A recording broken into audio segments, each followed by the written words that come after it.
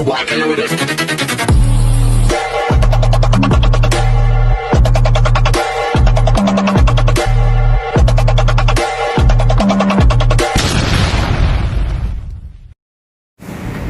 Hi everyone! Good afternoon! I'm back! Kamusta kayong lahat mga amigo, amiga?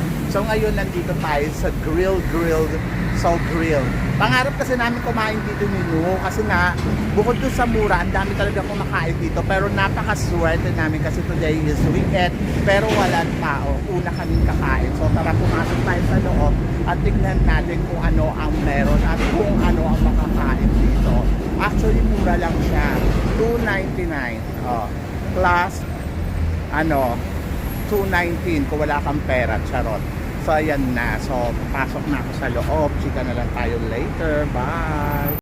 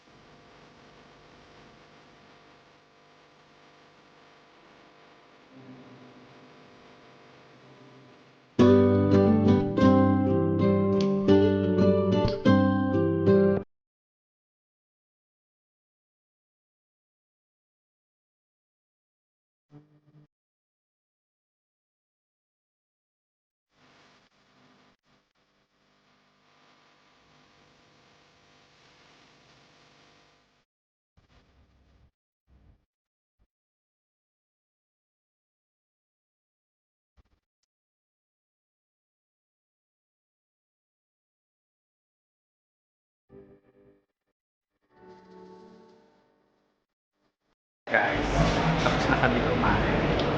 Busog na busog si Drama. Ang dami niyang kinakain. Alay may mo. Kamay. May iing. Hindi pa daw siya busog. So, grabe. Alay. Saan sa bulus pa? Ganda eh. Shell alay may. Kung alay may. Pamuang alay may. Ha? Salmon alay may. Sang alay may.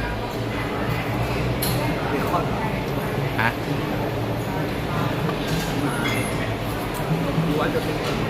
Ha? Yung penay.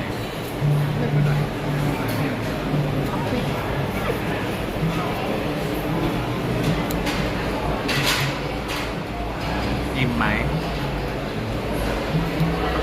Meeting itong Penay. okay na. Yung kay Tonina. No.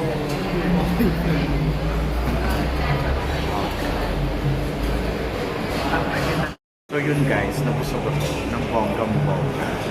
Grabe na nakain. Masarap yung food. Ano siya, in fairness, masarap yung tahong na may chili powder, chili sauce. Panalo. Tapos, yung kanilang pasta, masarap din. Yung kanilang pizza. Kaya lang, parang napansin ko sa pizza, medyo maanghang. Ang anak ko. And then, ayun, yung salmon. Panalo. Wala lang dessert.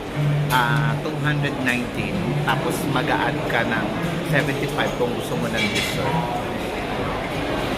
Sabi naman yun yung masarap naman daw. At umirik pa. Hindi pa siya na-content. Ako grabe. Hindi ko kinaya. Grabe talaga yung kinain niya as in dami. As in parang kilo-kilo. Katulad ng kumakain dito sa harap namin, kilo-kilo. Kilo-kilong hipon. Parang is not isang kilo ha. Parang 3 kilo kung kinain nila. So yun, nakakaloka. So yun, sino na-enjoy? Kasi daw mura. Wait lang, kukuha ko ng makakain. Guys, eto guys, panalo to. Ito yung paborito kong kainin dito. Ayan. Masarap siya. Kaya lang kailangan lutuin. Tapos papakita ko sa inyo namin kung ano yung meron sa'yo. Panalo. Kasi ano yun eh, tawag dito. Basta may surprise sa sayo. Ayan guys, luto na siya. So, luto na siya guys. Ayan. Alam nyo, pag tinagan man.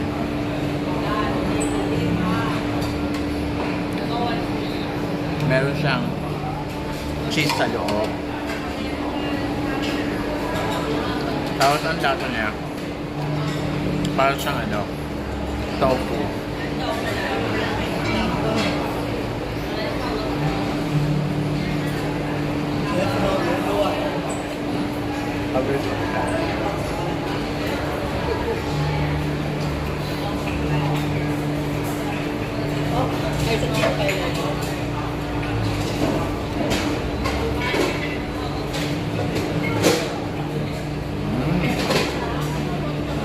Diba?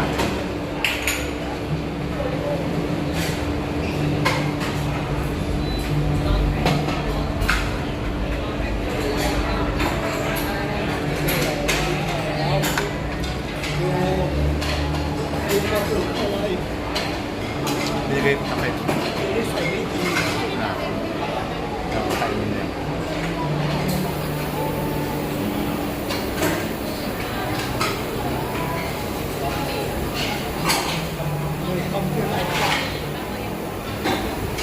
Perfect. Hi guys! Ayun nga, tingnan nyo ang dami ng tao kumakain doon ngayon. Waiting sila. O diba? So yun. Successful naman yung kain namin nito. Ang sarap in fairness.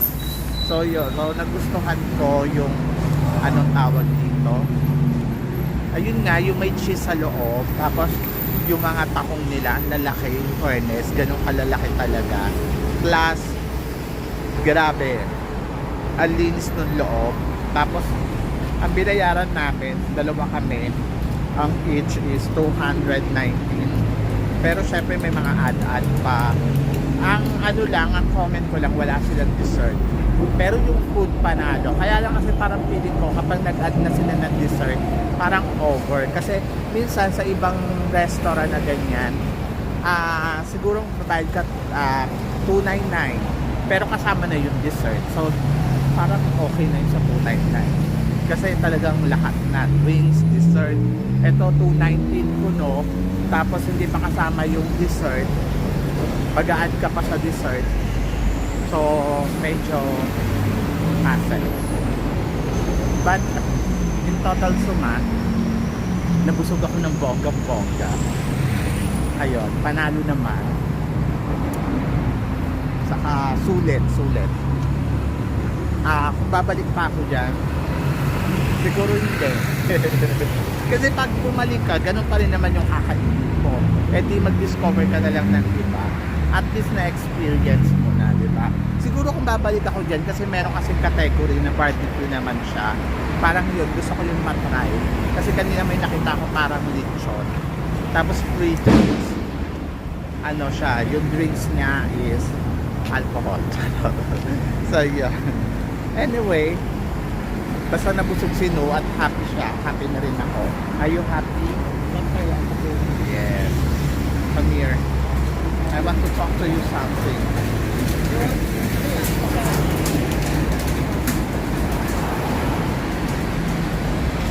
Sabi niya libre ko daw siya ng tea. Sumusulit.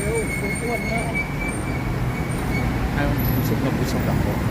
So yun guys, so doon kami nagpunta. Malapit lang kasi to sa bahay namin. So tama lang yung pagkakain mo, medyo lakad-lakad para alam mo yun, bumaba din yung kinain mo at ma-exercise ka ng bonggang-bongga, di ba? So yun. Sino nagmamadali? Shopping daw siya.